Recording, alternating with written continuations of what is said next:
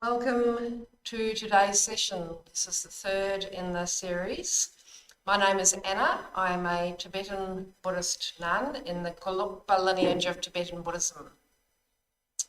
So we'll start today's session with some breathing meditation just to settle our mind and withdraw us from the day's activities.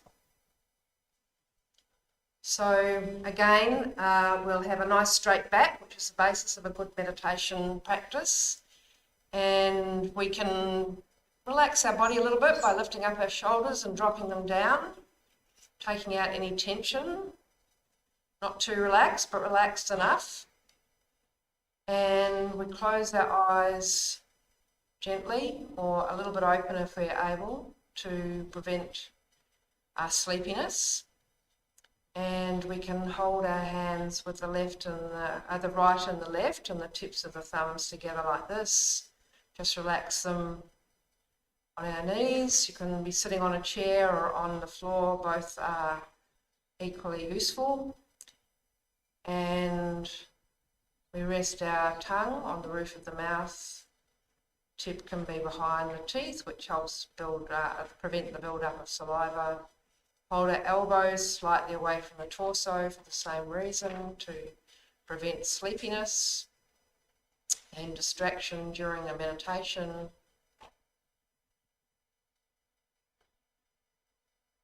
And then we just focus our attention completely on the movement of the breath.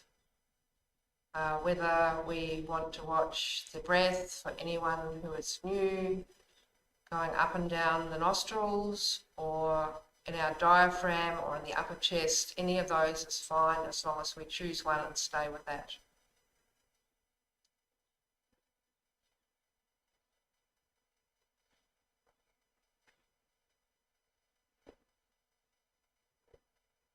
And our chosen object right at this moment, the only thing that we really want to think about for this short while is the movement of the breath.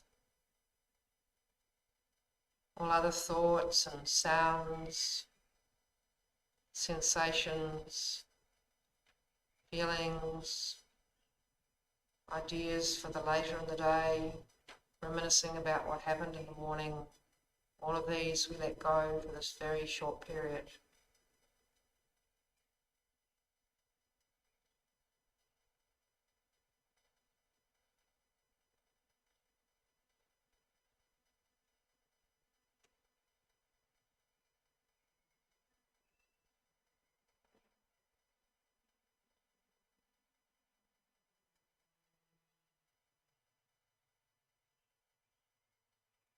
So we focus on the rising and falling of the breath.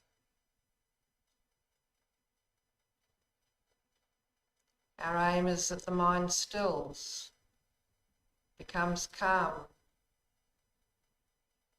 not busy,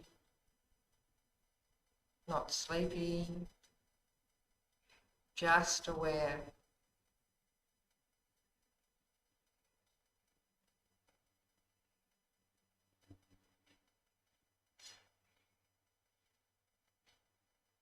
Just like a still lake, completely smooth, glass-like,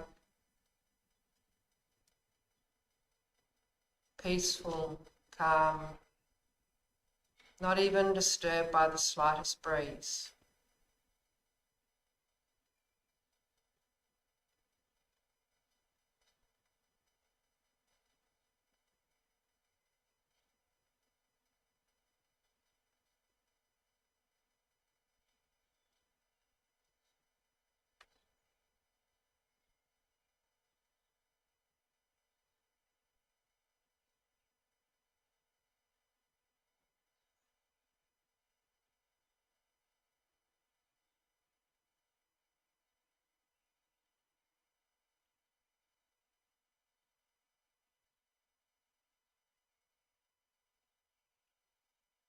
Any thoughts or sounds, we notice ourselves observing any thoughts or sounds, getting caught up in a chain of thinking, just gently without any remonstration, just gently bring our mind back to the object of our concentration, the breath.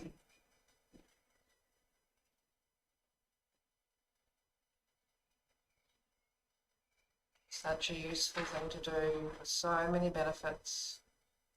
More stability, more calm, more clarity, benefit with decision making, sense of peace, ability to concentrate.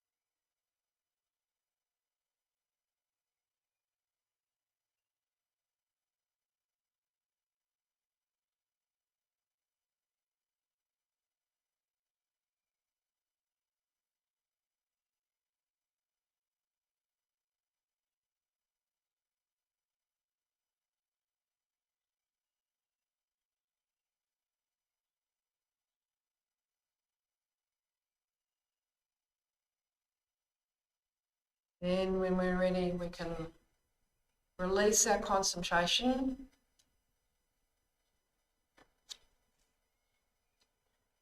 So for anybody who has not been to the series so far, this introductory course is exploring caring for self and caring for others. It's drawn from the text Meditations on the Path to Enlightenment by the Society's spiritual guide and founder, Venerable Geshe Acharya Thubten Loden, the gentleman just behind me. So Meditations on the Path to Enlightenment is a truly remarkable book. Geshe Loden says in his biography, for example, that after his passing, his books, today studied by students all over the world, from as far north as Siberia and as far south as New Zealand, these books are his representatives. So there is enormous compassion and love and wisdom and kindness represented in these books, and they're a great source of how we can develop our minds in the same way. So today we're going to examine wonderful states of mind, pathways to happiness and inspiration, and the essence of our true nature called the 6 perfections. So our ability to quickly increase care for ourselves and others may be hidden for the moment through the circumstances of our karma and negative states of mind. So we need more methods to more clearly reveal and ripen our own capacity for great love and compassion and bodhichitta, all of which we explored last week. As we explored last week, we have the capacity for much happiness and the capacity to develop great love and which is the wish for the happiness of all living creatures, and of compassion, the wish to free everyone from any experience of adversity. So these 3 will step by step, these 3 being great love, great compassion, and bodhicitta, will step by step bring ourselves and others great joy. But there may be barriers to prevent this happening, mental imprints and habitual responses that can be quite challenging to shift along.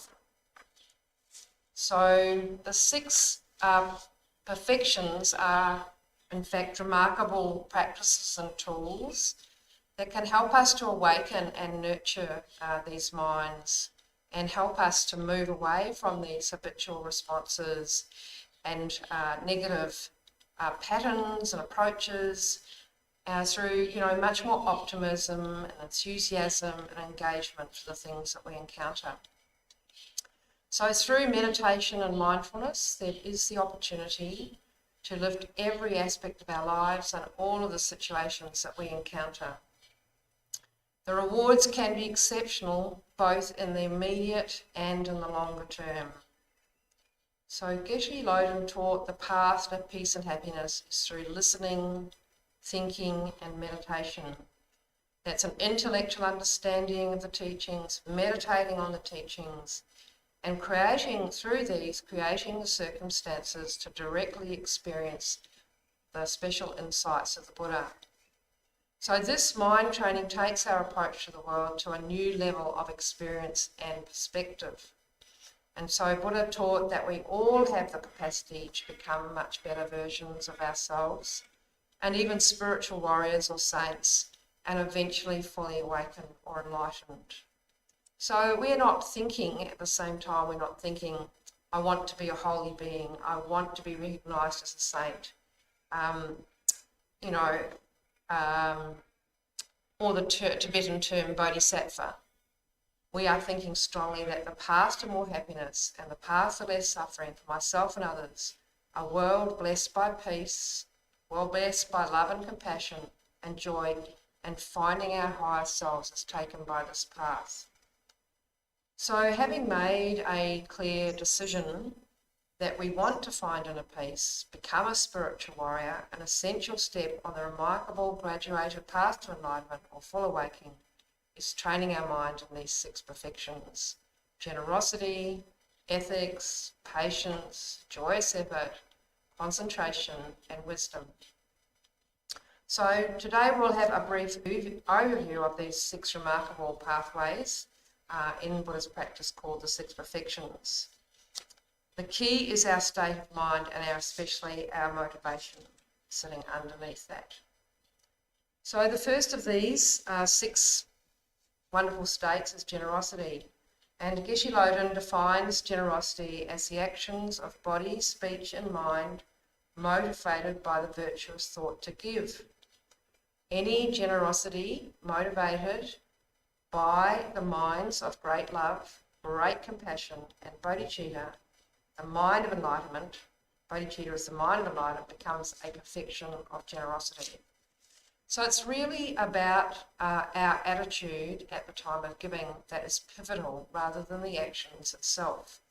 So a bodhicitta motivation is very special, wishing that all living creatures have perfect happiness, free of suffering, and experiencing all joy and benefit of an enlightened being, and then taking steps to achieve that. So when doing anything useful, such as giving, we can quickly remember our motivation for the benefit of all living beings. So as we think about these 6 perfections, we can think that the motivation sitting underneath doing of these 6 perfections is very, very important. So there are many different ways to give. So we can give material things like our wealth and possessions and enjoyments. Geshe explained that it's much better to begin by giving really small things, quality but not necessarily great value, like food or drinks, flowers, small gifts. So in this way we are able to develop our generosity and to be able to practice giving without any residue of miserliness or any wrong intent. So as said, it's the mental attitude that counts, not the size or expense of the gift.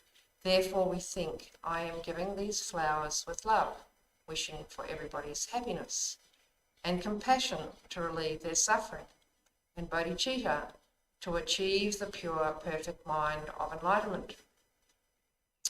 So according to Geshe, he says that giving a very small gift, even if it's as small as a grain of rice, with a pure motivation is much more important than necessarily giving a large gift with perhaps not as pure a motivation, something like a house or a Mercedes.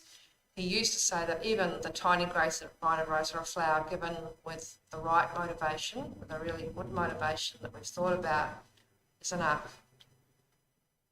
So what happens is that with this pure motivation is we create a strong mental or karmic imprint of benefit that's contributing towards other people's happiness and developing our mind. And at the same time, it is also a joyful experience to give a gift and to be generous with the right motivation, because we're then supporting our own happiness as well. So another form of giving that is described by Geshe is any speech that conveys the meaning of Buddha's teachings. It's known as giving Asadama. So really, in this case, we're using our speech to help to remove the suffering of other people. And that might mean, it doesn't need to be something formal like in a teaching session. We're talking about topics that might help people, such as impermanence and patience, great love and compassion, and we might explain those topics in terms that people understand and don't have any direct involvement with Dharma. For example, if someone is very upset about an issue, we might talk to them about impermanence, because through an understanding of the logic of impermanence, then that they'll begin to potentially understand that will not stay like that. So we explain how the situation won't last. While it's a really difficult situation now, it won't last, and with patience and understanding, the situation will change. So if someone is a little low, we might want to begin by finding a way to lift their spirits.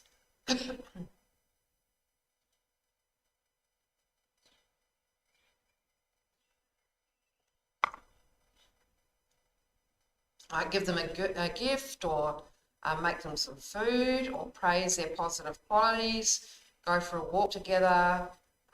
If the mood of this person lifts a little bit, then depending on the situation, we might introduce them to a little bit of relaxation meditation, or explain the ongoing benefits of a meditation practice, if that's suitable. So there's many ways to talk about the positive aspects of Dharma practice without necessarily, if people aren't so interested in Buddhism or Dharma, but anything that we believe and can feel the logic of and feel comfortable with can be very useful tools to help people in a very general way. So another aspect of generosity is giving protection. So this is special. Giving protection is special, and it means helping others, overcoming fear and anxiety, and protecting them from danger, such as people who work on safety on construction sites, health workers, especially in this COVID era. We're all well aware of the amazing work by our health workers, carers, employees of schools and childcare centres, and so many other people. Again, it is our motivation that is going to help us to develop this wonderful mind of generosity. So then giving love, this practice is continually seeing other people through the eyes of love. Remembering love for Buddhists means sincerely wishing for the happiness of others.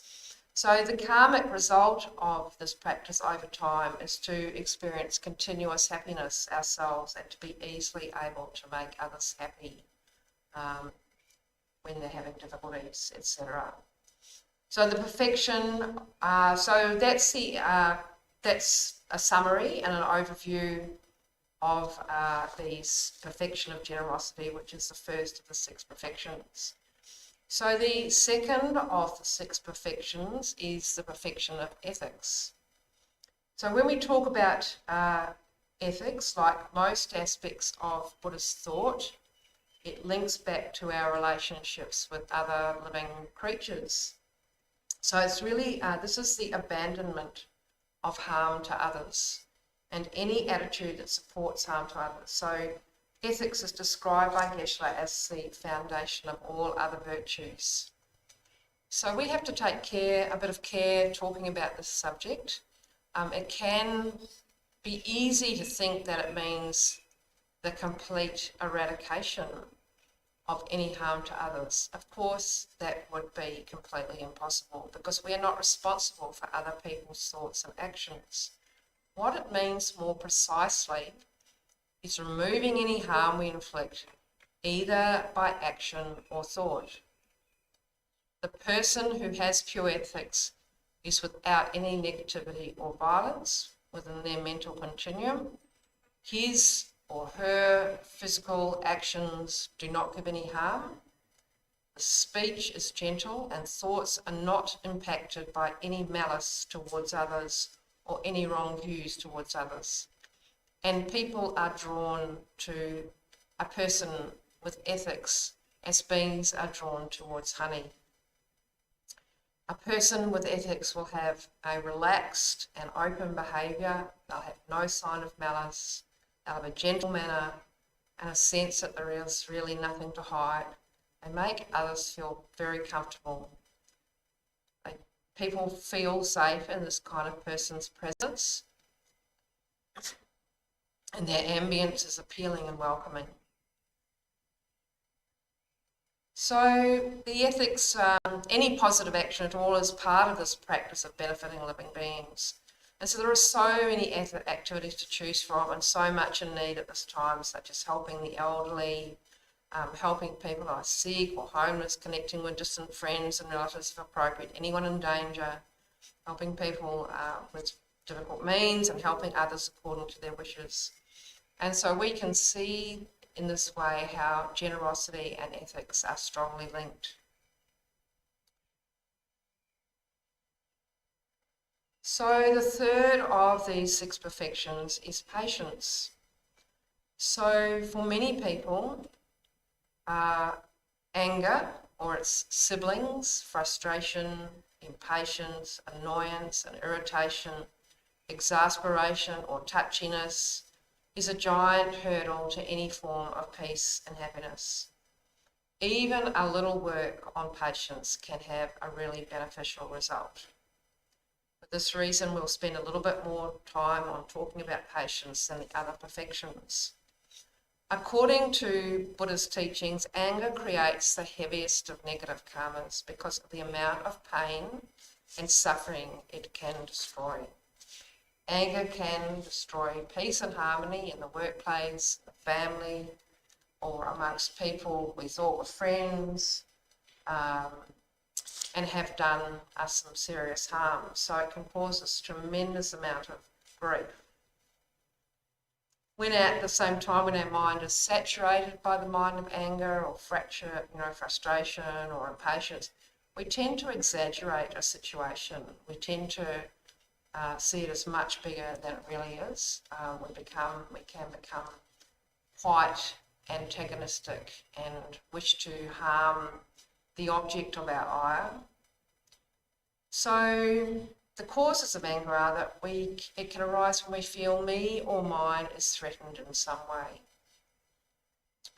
So if I'm insulted or not given the respect that I believe that I deserve, my friends or family are criticised, such as, your father is a very dishonest person, my property is stolen, we're treated unfairly at work, or if our view of self is completely undermined, then anger can arise very, very quickly. Even if something I identify with or my beliefs, as I'm attached to a challenge such as my community, my background, my political opinions, my religion, then this too can lead to a very strong reaction. So we can also, when we're angry, what might happen is that we can build quite a dark picture of those people who are involved in or who are the perceived perpetrators of the situation.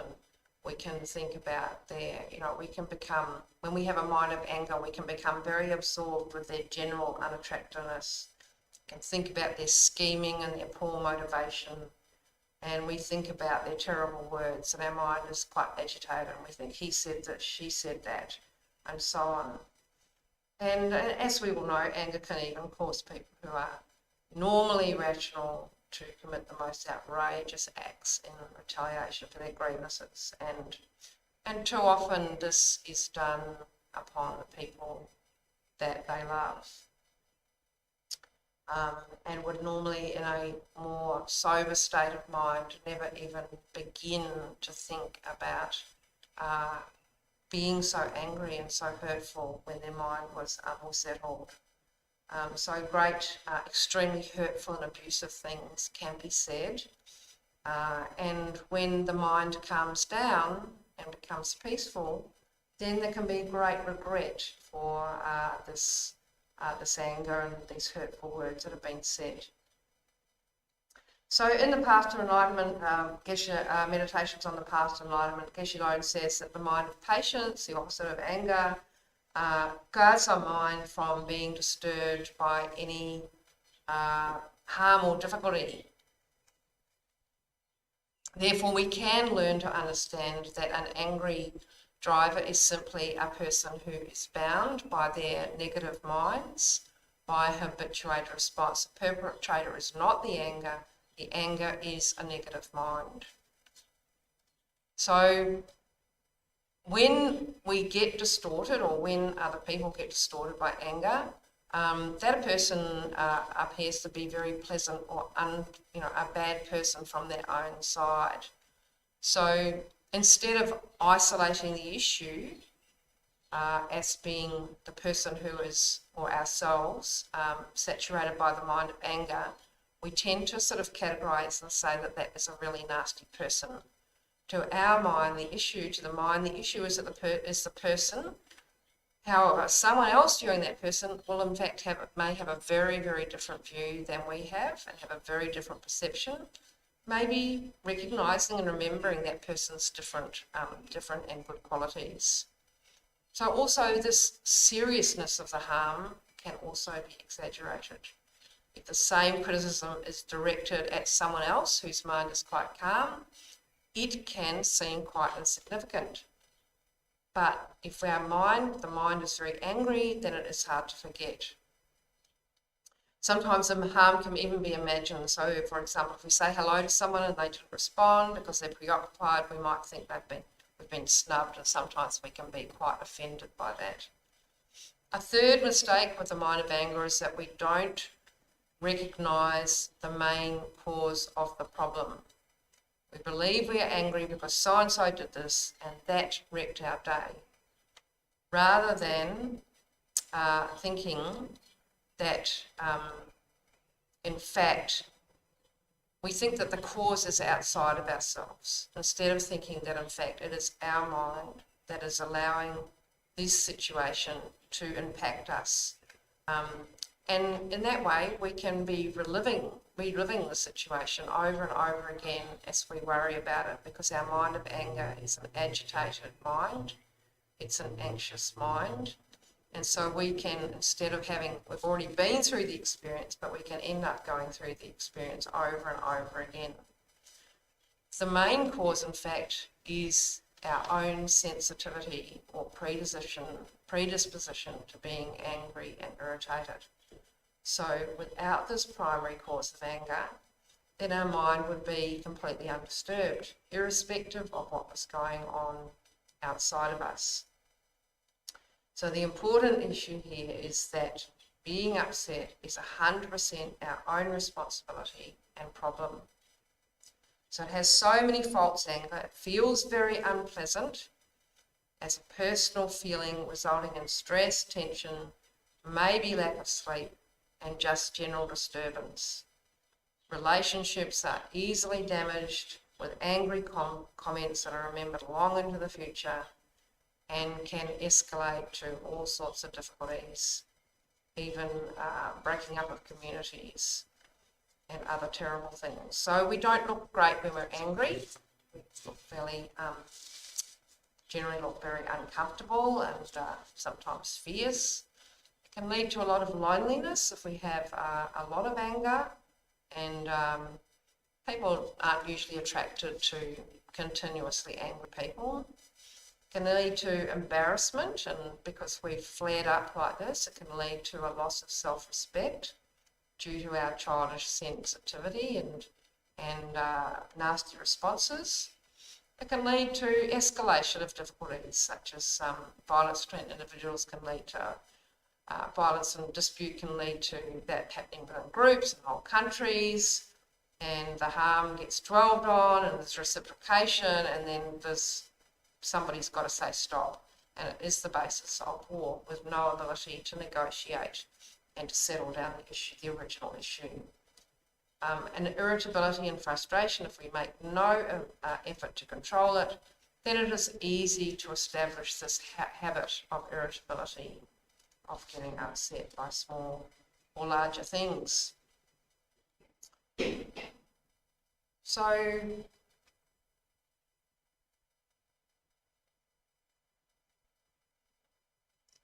as one might imagine, then patience is a completely different experience that is peaceful and helpful to one's experience and approach to life. It doesn't necessarily mean relinquishing or ignoring a situation and not dealing with it. It's about the underlying attitude and the methods to deal with circumstances as they arise, considering, is it possible to let this go? Or, if necessary, addressing the issues at the right time in a calm and peaceful way. So the various types of patience taught by Geshe Loden include the patience of remaining indifferent to the harm inflicted by others and not immediately reacting and seeking to retaliate. Instead, being skillful and looking for peaceful resolutions.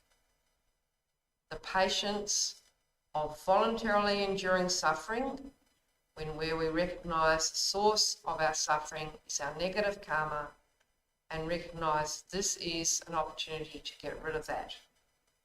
This is especially useful as a practice when we're unwell or facing situations we can't immediately change or might need to endure.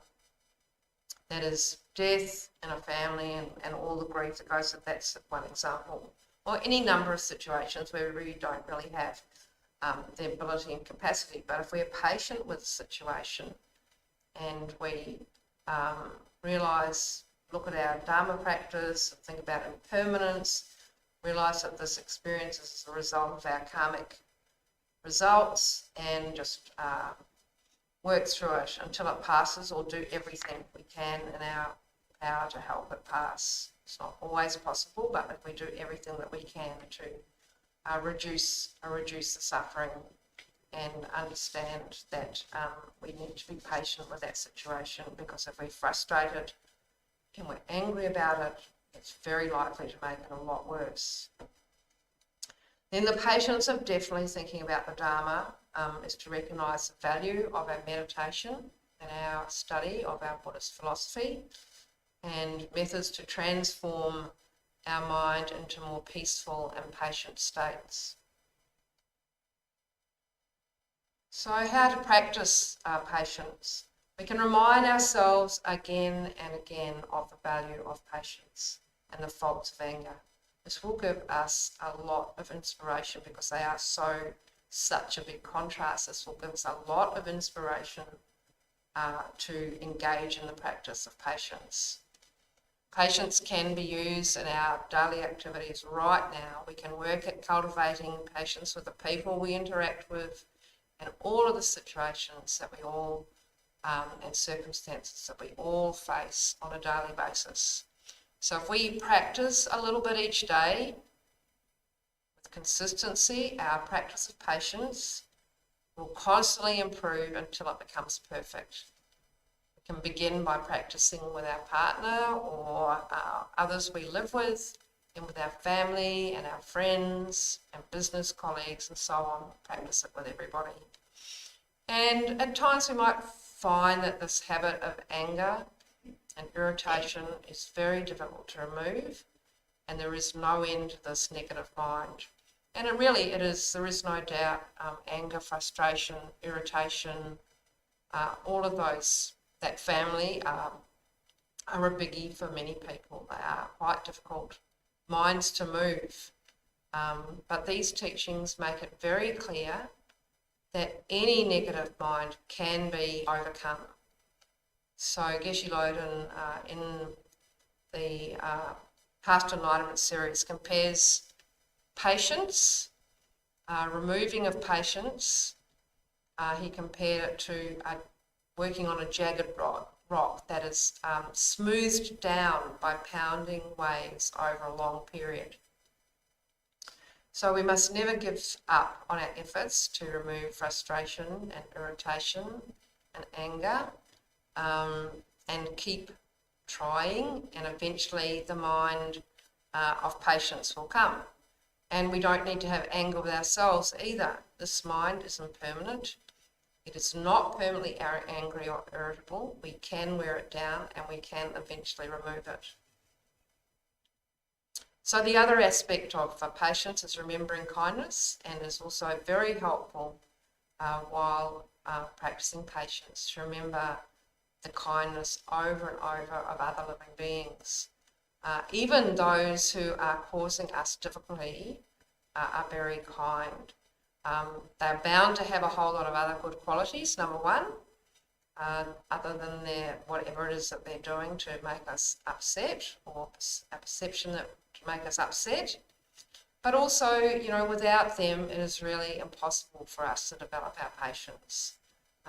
The great teachers actually view vexatious people as their best friend, and that's a big practice. It's not an easy practice, but it does make sense, because if we didn't have these tests in our lives, then how on earth would we be able to see our negativities? They wouldn't rise in the first place if we didn't have all of these little tests arise. So therefore we can view the people who push our buttons, so to speak, who manage to push our buttons, however much we think we've developed our mind of patience, we can see them and view them as our friends, because they're helping us to develop our mental continuum and see where our weak spots are. So the real enemy is not these people. The real enemy is, in fact, the negative mind of anger.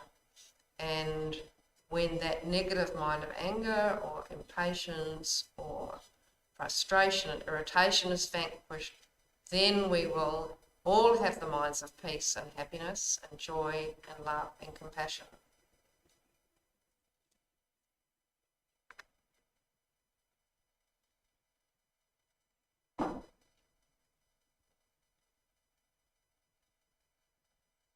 So the fourth of the six perfections is joyous effort. So joyous effort is an energetic perseverance. It's a mind that delights in positive states of mind. It's very entranced with positive states of mind. It acts as a generator to our enthusiasm to meditate and then study these teachings. And without joyous effort, we can achieve anything, and even enlightenment is possible. So it gives us great energy for our practice. So according to Geshe, the main obstruction to us reaching this enlightened state, or even to becoming a better version of ourselves, is various forms of laziness. So one of the first ones is the laziness. The first one is the laziness of procrastination. And this is when we find so many different excuses to meditate and study. We might think, I have such a good job, children to care for, life is enough, and we find so many reasons to delay. We might think, once I've done all these things, when I've got my career established, when the children are a bit older, then I'll, or whatever it is, whatever excuse we find, we think then I'll meditate. So look, there is no doubt that it is harder to meditate when people's lives is very full. But resolution of this type of laziness requires various recognitions, or two recognitions. So the first of those recognitions is that there is not necessarily as much time as we think. We tend to think that we've got oceans of time, but we have no idea. And the second is that the worth of this activity and how much giving it priority can produce. For example, if we're extremely busy, we might find that introducing a meditation practice, even if it's very small and as little as 3 times a week for 10 minutes, it might help us to have better concentration, might help us with better decision making, it might help us with more clarity. So it may in fact be a time saver. So talking about the first one, recognise that there is not necessarily as much time as we think. We have no idea what is in front of us. In the end of 2019, who on earth would have imagined this pandemic? So meditation, a little study, can make everything else work a lot better and help us to deal with the daily challenges that arise. And so the way to cut through this laziness is to reflect on impermanence, that death is definite and the time of death is completely uncertain, as is everything else that happens in our lives. At the same time, we recognise that meditation is not just sitting on a cushion. So developing positive minds can occur all of the time. So we can read a little bit of Dharma, working and living with love, compassion, bodhichitta, and the 6 perfections is also a good practice. So if we do a little bit of reading, a little bit of meditation, and then we work to interweave or weave these practices into our daily life, then we are developing minds of virtue. We're already doing a really good practice. So we don't just have to sit on a cushion. It is an important part of the meditation practice, but it is not the only method. So for example, if we're looking after our mother or after our parents or our children with good motivation, we're studying, we're bringing up a family, all of these things, our work, whatever work we're doing, whatever contributions we're making in the community, they're all courses for enlightenment with the right motivation. So the second part of laziness is the laziness of being attracted to meaningless activity. So this title is self-explanatory, but it also goes a little bit deeper and refers to any activity that is motivated by a negative mind, such as attachment or anger. It could include too much television, hunting and killing, working too hard, or so much sport without good motivation, just to accumulate lots of money or a high reputation. But that does not mean that with a good motivation, some of these activities are not useful. It is great to do sport, for example, and to exercise and to keep well and fit, and to create the best physical basis to help yourself and others. Television from time to time when we need a break is absolutely fantastic, and also a window to the news and so many other different worlds that we couldn't possibly experience without in any other way. We've got no other way of experiencing them. Of course, earning money to sustain our family and be generous to the community is also great. So all of these, again, why are we doing things, our motivation for doing them, will overcome this laziness of being attracted to meaningless activity. So the third one is the laziness of inadequacy, and this is a lack of confidence in our ability to achieve a higher and enlightened state, and it's called the laziness of inadequacy. In this case, we might think, I'm too busy, I'm too old, I'm too set in my ways, meditation is so hard. There are all sorts of justifications for not taking a step on the path. And so look, there's some great ways to get our thinking right in this regard. So Shakyamuni Buddha himself started with so many different delusions and negative minds, and as did all the teachers and practitioners. The only difference between us and them is that they decided to do something about it at some point, to apply joyous effort and build the confidence to progress step by step along the path. So the Path to Enlightenment teachings describe 4 methods to address any lack of confidence and feelings of inadequacy in this regard. So the first is aspiration. So by contemplating over and over the advantages of practice and the disadvantages of not, we build up this personal inspiration and commitment towards taking steps on the path and listening, thinking, and meditating. Steadiness to complete any task that we've begun. And we will shortly meditate on the 3 self-confidences that build our stability and devotion to continue to work progressively, step by step. And the third of these methods to deal with any laziness is joy. So with the self-confidence that we build through aspiration and steadiness, we can then approach any task with joy. So we become, at this point, we become like a child that is completely immersed in their play, and we don't want to stop at all, we just want to learn more and more. So this is the joy that develops with a strong self-confidence. Then finally, there's discarding. We also need to be able to take a rest when it's needed. So if we're becoming overtired from our efforts, and we should put aside what we're doing and take a break. If we push too hard, we will ultimately damage our practice and will damage our health.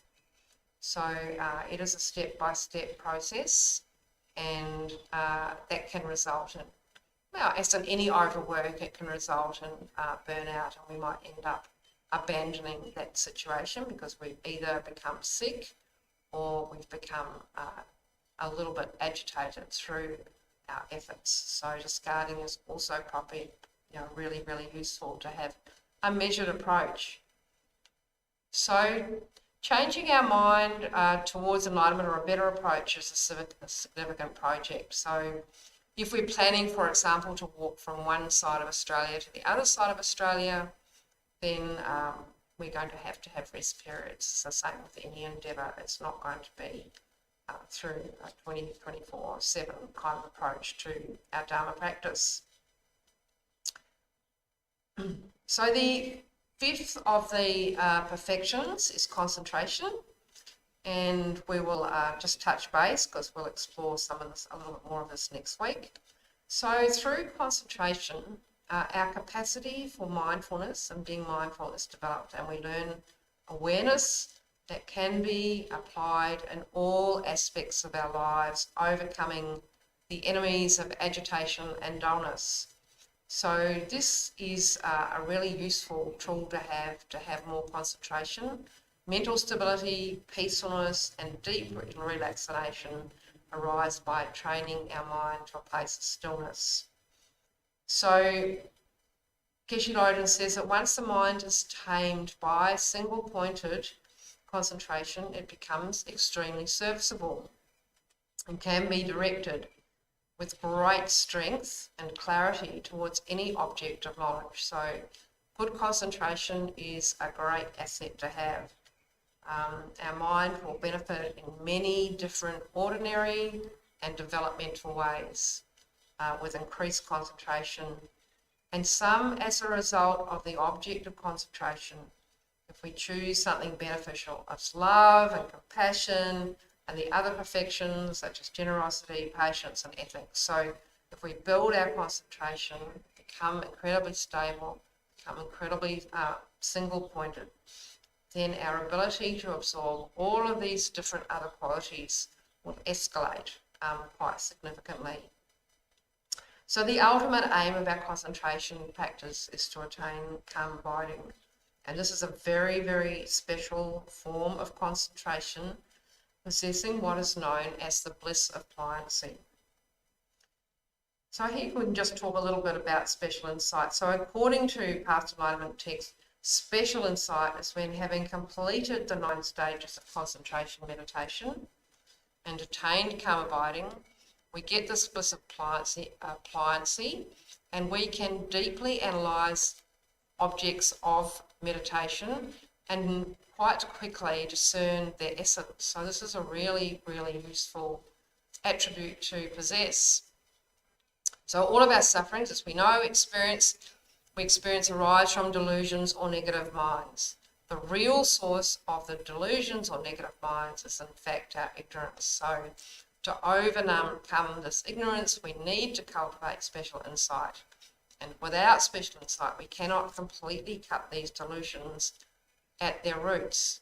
As we cannot see them clearly enough, we're unable to actually see clearly the difficulty of each of these delusions. So both laxity, sleepiness, and dullness will impede our clarity. Single-pointed meditation and eventually calm abiding will steady the mind. Both laxity and dullness, and the opposite, agitation, will impede our clarity. If we're too agitated, we won't be able to see clearly. If we're too dull and sleepy, we won't be able to see clearly. And it's quite a fine point through the 9 stages of developing calm abiding. We become more and more and more refined in our ability to deal with the laxity and dullness and the agitation until we come to this very, very fine point in the middle, like as the Buddha described as tuning a guitar, but it's quite finely tuned until we get to that point. And we'll be able to steady the mind and get a very, very clear and decisive view of the objects that need to be removed. Therefore, to attain this special insight, we need calm abiding. We need to practice this union of calm abiding and special insight. So there is a step-by-step description in the Path to Enlightenment books of what we need to do to attain calm abiding. There are 5 main obstacles. There is laziness, there is forgetfulness, there's laxity and excitement, there's non-application, and there's over-application. And so during these 9 stages of developing calm abiding, the practitioner step by step increases their ability to remain focused on their object of concentration. From holding the concentration, the first stage, the achievement of the first stage is 1 minute, and then all of the stages right up until being able to hold an object of concentration, such as the breath, continuously without any interruption for any length of time. So that's a remarkable place called the realisation of calm abiding. So to realise calm abiding, the great teachers advise taking time out of 6 to 9 months solitary retreat. For most of us, this is totally impractical and we're not ready for it either, so it's not a recommended pathway. But we can certainly progress in our stages of in our regular meditation. And I have heard it said that we could potentially reach the 4th or 5th stage with just a regular meditation practice. So it would be those latter stages, from stages 5 to say 9, that we would need to refine our single-pointed meditation. So as I said, we can, in the first stage, we hold our concentration for a minute. In the second, this moves to 4 or 5 minutes. By the 5th stage, gross laxity and excitement, very rough, gross laxity and excitement will no longer arise. So, as I said, I've heard it said that can be achieved with an ordinary meditation practice, or an everyday meditation practice. So therefore, the takeout is that any meditation that we can do with the breath or another object is very useful in every aspect of our lives. Reaching even the 5th stage will have enormous benefits for both our meditation and our work and our, any other things that we desire to focus on. We can apply concentration, even if it's, cooking beautiful food, whatever it is. Concentration levels, we have good concentration levels, then our skills in those areas through our concentration will definitely be enhanced as well. So the 6th of the 6 perfections is wisdom. So emptiness of inherent existence is often only taught when people have been studying Buddhist philosophy for a while, but there is a mix of new and longer term students I'm expecting, so I'll touch on it briefly. It is only when we see through this illusion and open ourselves to the fluidity and continuous change of life that we can really relax into clarity, compassion and courage. So that lofty goal is what makes the effort to understand emptiness so worthwhile. So to begin to understand emptiness, we need to think about self-existent, which is another term for the independence of inherent existence. So we tend to see everything as being self-existent, as having a permanent reality from its own side. In contrast, the real situation is that both ourselves and all phenomena, all objects around us are all dependent on parts, labels and conditions. So the word ignorance is used here because the real knowledge of the condition of persons and phenomena is unknown. So there are two types of emptiness, emptiness of self-grasping of the person and the self-grasping of phenomena. Inherently existent persons and phenomena are utterly non-existent. It is this grasping at the independently or inherent self and phenomena that is at the root of negative states of mind, and this is what really causes us so much suffering. So by waking from the sleep and an ignorant belief in an independent self and independent phenomena, our delusions and suffering will simply be destroyed, according to Geshe. Delusions will no longer arise and will be completely released from all of our experiences of suffering. So, in fact, it is explained in Buddhist philosophy that the wisdom realising emptiness, and His Holiness talks about it very often in his talks. The wisdom realising emptiness is therefore the real opponent to all the pain and difficulties of a samsaric life. So if we endeavour in our meditation to find an independently existent person or an independently existent thing, neither of these will be found. They are dependent. Everything is dependent on parts, on labels, on conditions, and the viewing or labelling consciousness. So, for example, a dream is a good example. In a dream, we might, we dream of all sorts of things. Maybe we dream of a tiger or some sort of vicious animal attacking us. When we wake up, we realise there is absolutely nothing there. Another method is for us to think about a flower, which Geshe often used to do. He'd hold up a flower. Which part is the flower? Is it the petals? Is it the stem? Is it the stamen? If we say it as the whole, what happens when we take away a part? Is it still a flower?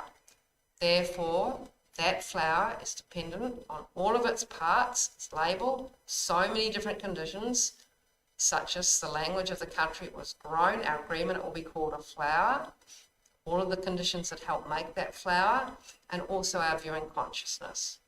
So, as said, emptiness can be a challenging study at first, but the rewards of understanding it are manifold.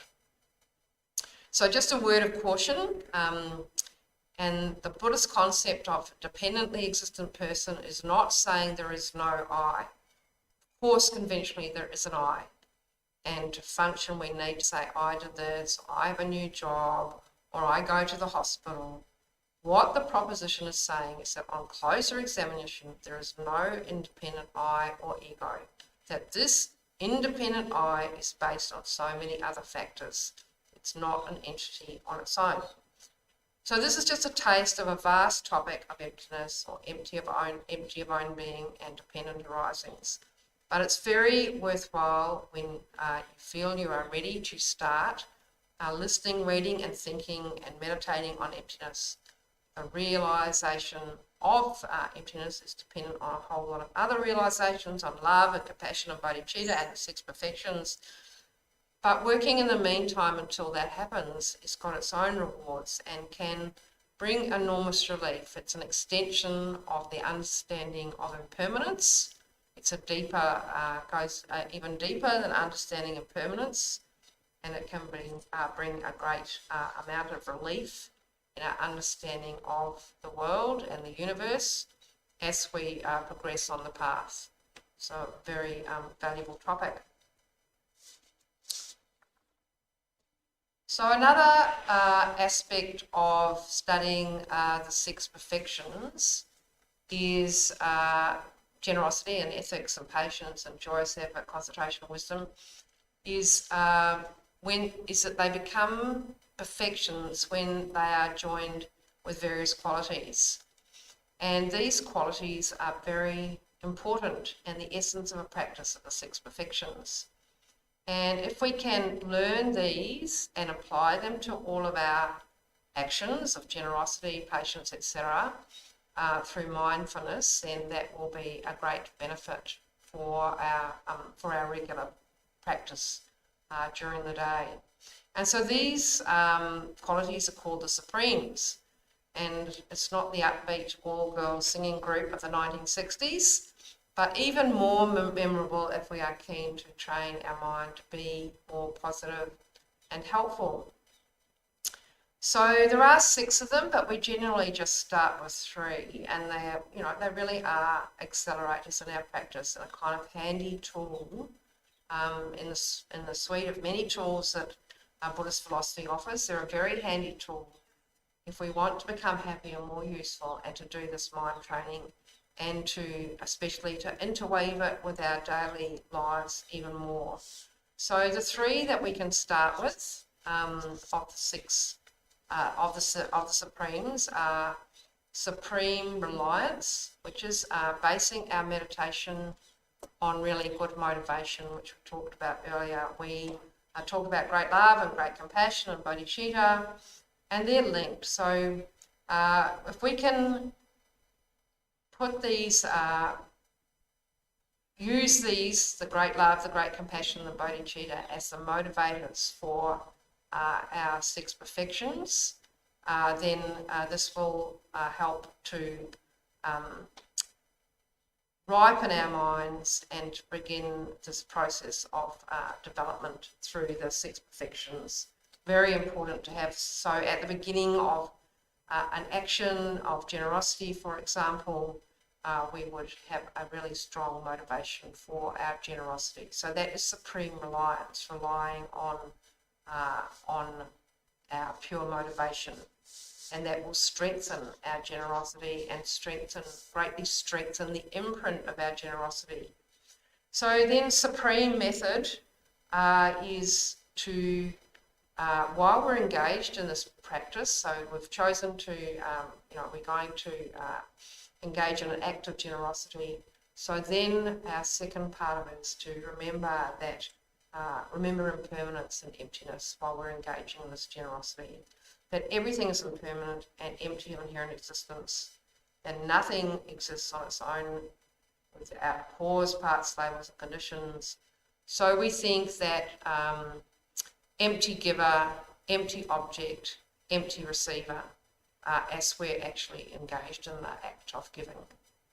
So there is then no attachment to any of these, no attachment to the giver, no attachment to the object, no attachment to the receiver, and that we're continuously thinking about impermanence and dependent arriving everything. And in this way we begin to recognise that everything is interconnected. And then finally, the third of the three main Supremes is Supreme Dedication. And to complete our worthy action of giving, we dedicate the merit of our action to the benefit of every living creature, and especially attainment of a fully awakened or enlightened mind. And so in this way, we're multiplying the benefit of our action. We're not just helping one person or group of people, but our integrally interconnected community, help one and help all. And very important, developing our mind much faster. So we're not just helping the recipient, we're helping all living creatures by our pure motivation, by understanding that all of the aspects of this giving are in fact empty of inherent existence, they're impermanent, and then we're dedicating it to everybody's every living being's benefit. So these 6 perfections that we went through today are very beneficial for our mind, in summary. We can develop them whether we're meditating on a cushion or we're being mindful during the day. We can develop them continuously, and we can use these Supremes to mindfully accelerate the development of our minds of generosity, patience, ethics, joyous effort, concentration, and wisdom. And if we even begin to do some of these, then this will be a tremendous boost for our practice. Okay, so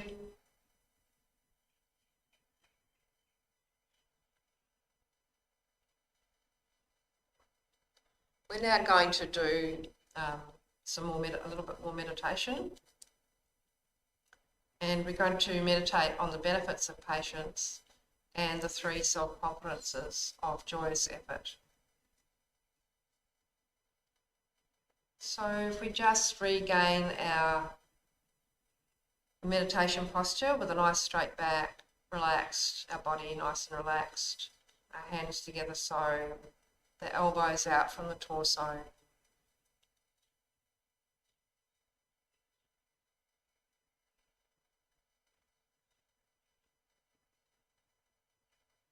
So we'll contemplate the benefits of patience, because when we deeply accept the logic of patience and stabilise our mind on these benefits, we will naturally and spontaneously change our mind towards a mind of patience and away from minds of anger and irritation, annoyance, frustration.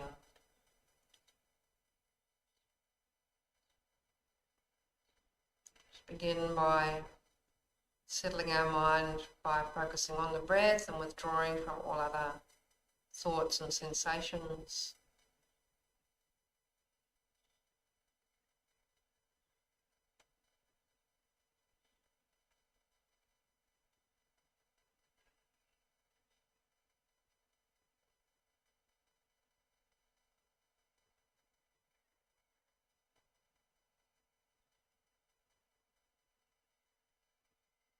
So the first of these is to reflect on patience as a mind of great strength that can remain peaceful in the face of any form of difficulty.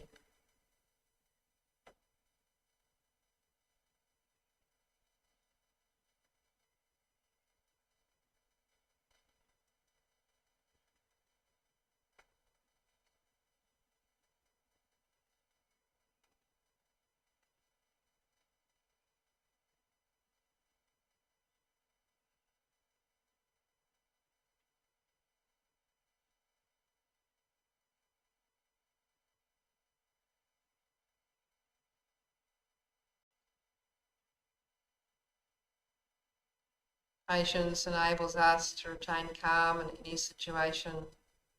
We think, if the situation can be remedied, why be unhappy about that?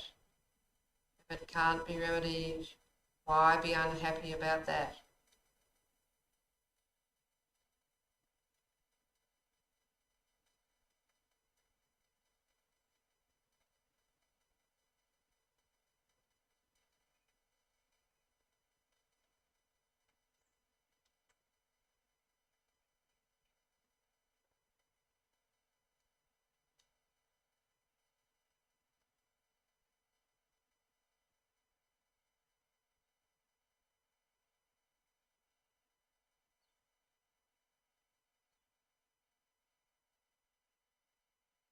Patient mind is very stable and able to bear any harm without being adversely affected. Peaceful mind is like a great ocean. There are all sorts of disturbances on the surface, but it is very stable and calm underneath.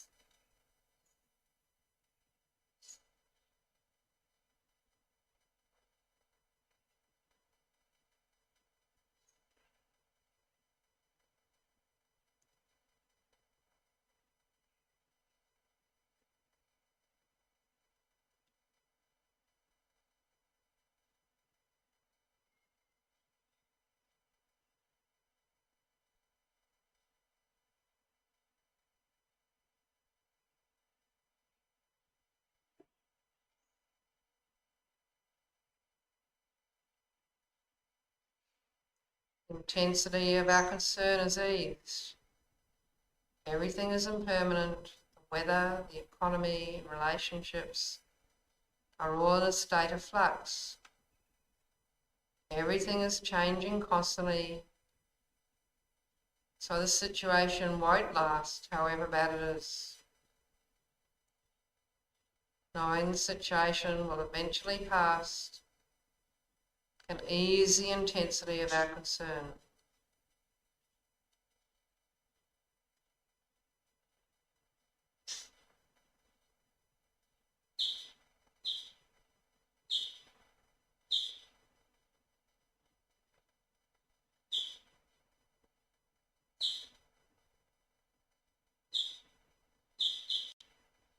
The mind of patience, we can remain happy and peaceful, no matter what others say and do.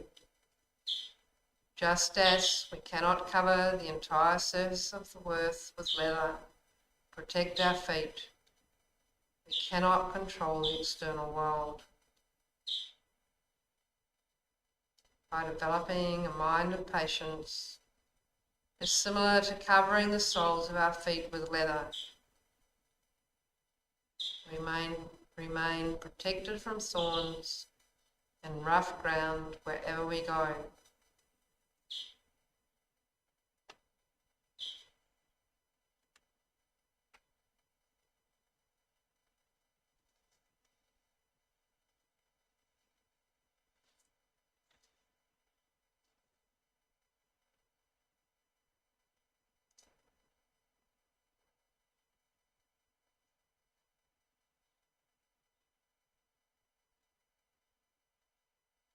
Everyone feels comfortable in the presence of a patient person. Peaceful people are trusted and naturally popular.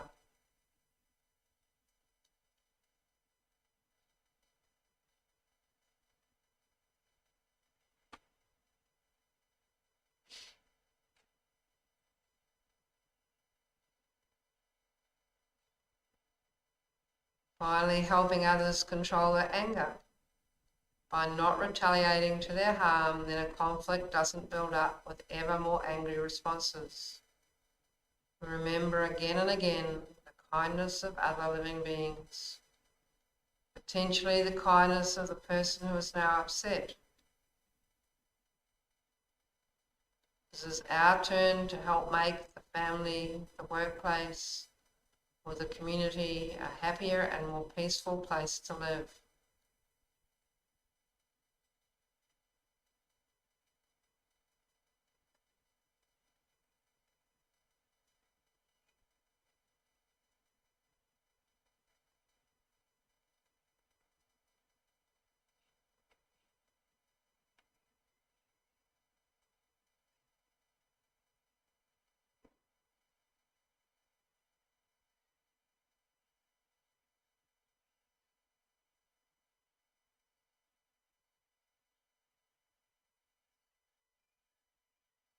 And thinking about the 3 self-confidences to build personal strength and resolve to apply joyous effort. Verses from the great Tibetan teacher and meditator Shantideva. Actions, delusions and capability, to these 3 apply self-confidence. I alone shall do it is the self-confidence of action.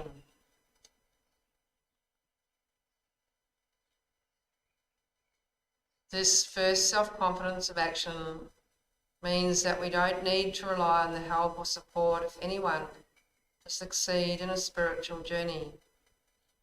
We are perfectly capable of achieving this ourselves.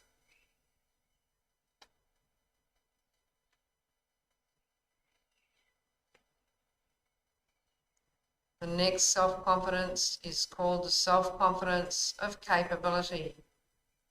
It's recognising that when we're under the influence of negative minds, we cannot achieve even ordinary goals. Therefore, we recognise our own ability to complete the task and strengthen our resolve to do so. Shantideva commented, powerless under delusion, these beings cannot achieve even their own aims. They are incapable, but I am not. For that reason, I will undertake this.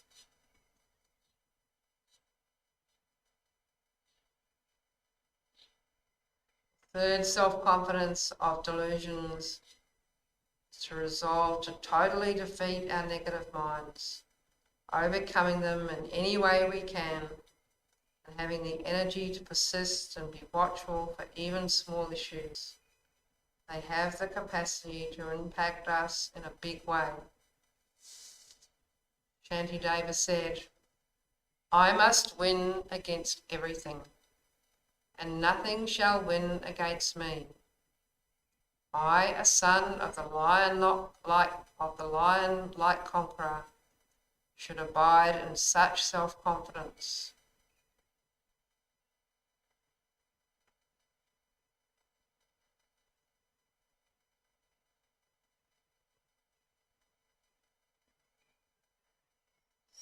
In this way, we are taking the advice of Shantideva. We make a strong commitment to do everything we can, step by step, to remove our negative minds and adopt positive approaches.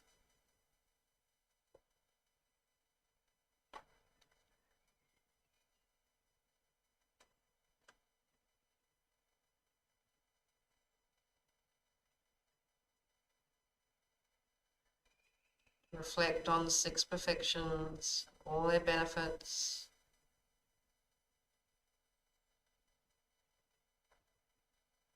And if possible, to apply them with the 3 supremes.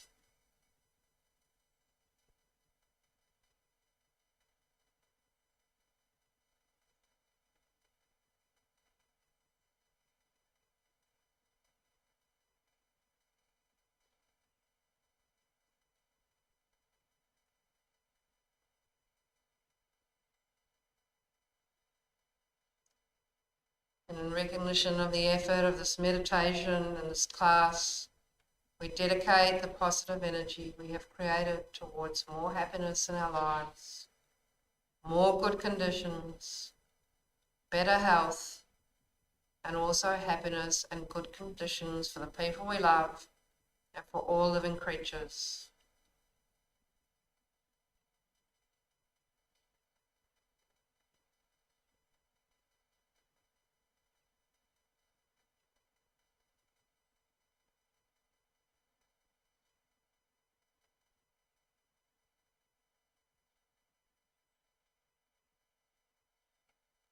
When you're ready, please release your concentration. So next Sunday is the 4th class in the introduction series, and we'll be focusing on different tools such as how to set up a meditation practice and adjust our program, different methods that we can to interweave into our daily lives to get this all working and happening. So you also might like to attend our final session next Sunday. It's our final class or session for 2021. It's next Sunday after the introduction class. The introduction class will continue at 1:30 to around 1:30 to around 3 or a bit earlier. Then our final session will be the White Tara practice, which is the traditional end of a Tibetan Buddhist year, and we will be doing a practice for good health and long life in that session, and you'd be very welcome to join that as well.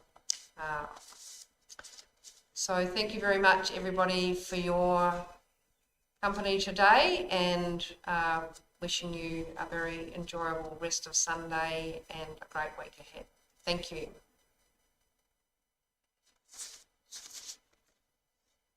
Oh, if anybody has any questions, I didn't ask if anyone had any questions, or you can email them to events@tashita.org, which in fact somebody did take up that opportunity last week, and I was able to provide a more comprehensive answer, so that's also an opportunity.